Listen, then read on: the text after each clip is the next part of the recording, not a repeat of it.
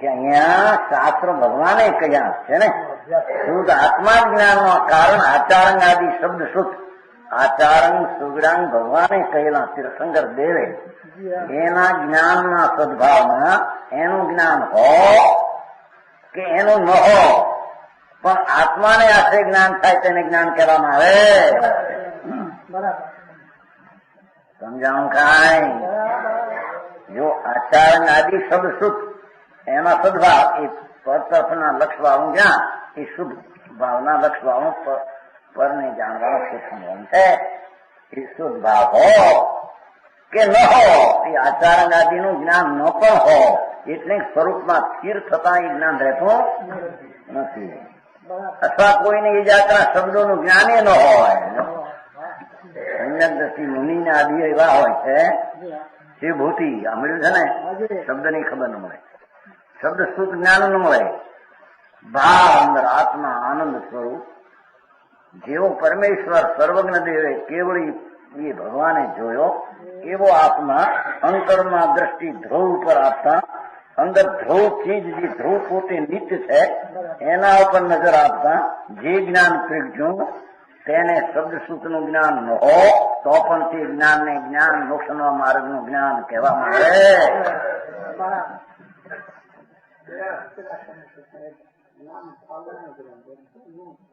એ જ્ઞાન ભાગ પરતપનો ઉગાડ શાસ્ત્રનો અને નોય હોય કોઈને શબ્દ બે પ્રકાર ન હોય અને કોઈ સ્થિર થઈ જાય છે અંદર ધ્યાનમાં ત્યારે સદશ્રુતનું જ્ઞાન ત્યાં હોતું નથી. બે પ્રકાર સમજાણું કાંઈ? અરે જેની વાત લોકોને તત્વ દ્રષ્ટિની ખબર ન મળે ને, બાર ત્યાં માંડી રહ્યા કઈ ભણ્યા આ થઈ ગયું જ્ઞાન. તેથી આ શાસ્ત્રનું ભણ્યા જ્ઞાન એ જ્ઞાન એ નહીં કે છે કે એ જ્ઞાન કદાચિત કોઈને ઉઘાડું હો તો પણ જ્ઞાન તો એને કહીએ કે આમ આત્મા પિતાનું જ્ઞાન સ્વરૂપ આનંદ એના જ્ઞાનમાંથી જ્ઞાન આવે તે જ્ઞાન ને જ્ઞાન અને ઓલા શબ્દ સૂત્રનું જ્ઞાન ન પણ હો કરવામાં ન હોય અને કોઈને શબ્દ સૂત્રની યાદગીરી પણ ન હોય. સમજાય છે? શિવભૂતિ નું સામ્યું છે ને, શિવભૂતિ મુનિ હતા આત્મજ્ઞાની આત્મધ્યાની આનંદ કર્યું ભાન હતું. એને ગુરુએ કહેલું એટલો શબ્દ મા રૂસ મા તુષ મા રૂસ મા તુષ આ ભાન હતું પણ વિતરાગતા પ્રગટ કરવા આપણું કહ્યું મા રૂસ કોઈ ચીજથી ખેદ કરીશ નહીં અને કોઈ ચીજમાં અનુકૂળ દેખીને સંતોષાય નહીં. માં રૂસ એટલે સંતોષાય નહીં, માં રૂસ વેસાય નહીં, દ્વેષ નહીં અને તુષ સંતોષાય એટલે રાગ દેશ છે. માં તુષ માં રૂસ એ શબ્દ યાદ ન રહ્યા એટલા યાદ ન રહ્યા પણ અંતરનું આત્મજ્ઞાનમાં ભાન હતું. આ આત્મા ચૈતન મૂર્તિ આનંદ જે ભગવાન કહેલું એવું અંદર જ્ઞાન થયું. એમાં કોઈ બાઈ અડદની દાળ અડદની દાળ પલાળેલી છડી કરતી હતી. છડી શું કે છે તમારે? અમારી કાઠિયાવાડમાં છડી એટલે આમ કાળા હોય ને પાણી પલળે અને છૂટો પડી જાય આમ કરીને ફોતરા કાઢી નાખતી હતી. એક બાય જોતી હતી આપણે આમ કે ફોતરા છડી દાળ કરતી હતી. એમાં મૂકી ગયા. આમ મૂકી કોઈ પૂછ્યું શું કરો છો બેન? કે માંસ તુષ ભિન્ન કરીએ છીએ. માંસ ના અડદનો કસ અને તુષ ના ફોતનું ઓલું ખાવાનું એ જુદા કરીએ છીએ. એટલું જે સાંભળ્યું અંદર ભાન તો હતું અંદરના ઓહો માંસ ના અડદનો ભાગ ધોળો અને તુષ ના ફોતનું જુદા કરે છે આ બાઈ એમ કીધું. કોઈ પૂછ્યું નહીં, કયું ના કાને પડ્યું કાણે ભેગો અંદર ઉતરી. ઓહો આ ચૈતન ભગવાન જ્ઞાનનો કસ અર્ધ જેવો નિર્મળ શુદ્ધ કસ છે અને આ પુણ્ય ને પાપનો વિકલ્પ જે રાગ ઉઠે છે તે ફોજનું છે. સમજાણું કાંઈ?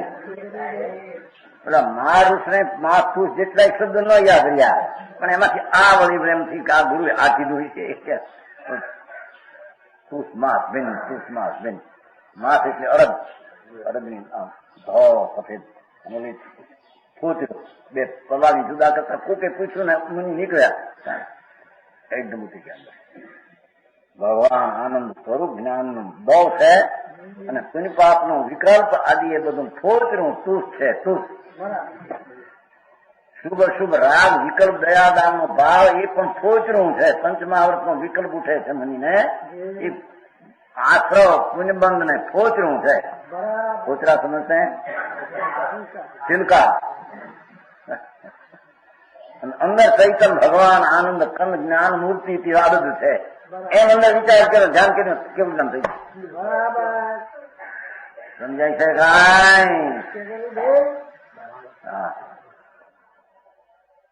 અંતર ભગવાન સર્વજ્ઞ કહેલો અનંત ગુણનો પિંડ ને અસંખ્ય પ્રદેશી એવી ચીજ જે છે ધ્રુવ ધ્રુવ ધ્રુવ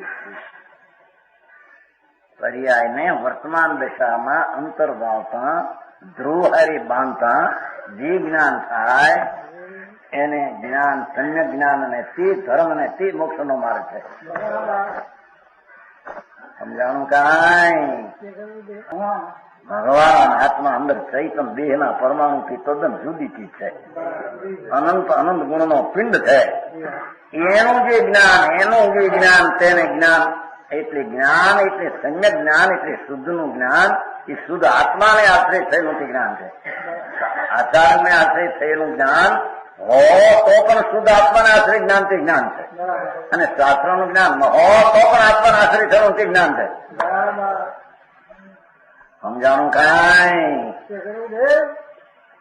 એનાથી થતું નથી તો કીધું ને એને આશ્રય નથી તો આ વાત ચાલે છે. શાસ્ત્ર જ્ઞાન એ તો હજી આપણે કાલે આવશે પણ તેથી કરીને શાસ્ત્ર જ્ઞાન ન કરવું એમ નથી હો. કારણ જેને કાંઈ ભાન નથી એને શાસ્ત્ર જ્ઞાન આવે ખરું પણ એ શાસ્ત્ર જ્ઞાન છે માટે આપનું જ્ઞાન થાય એમ નથી. સમજાણું કાંઈ? તથાપિ કહાનવાણીના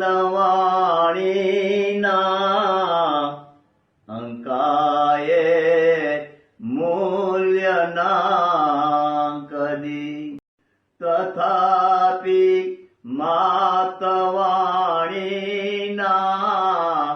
અંકાયે મૂલ્યના કદી પરમ કૃપાળુ પૂજ્ય સદગુરુ દેવનો જય હો. પ્રસામૂર્તિ પૂજ્ય ભગવતી માતનો જય હો. જીનવાણી માતનો જય હો. પરમ મિત્રાગ દિગંબર જૈન ધર્મનો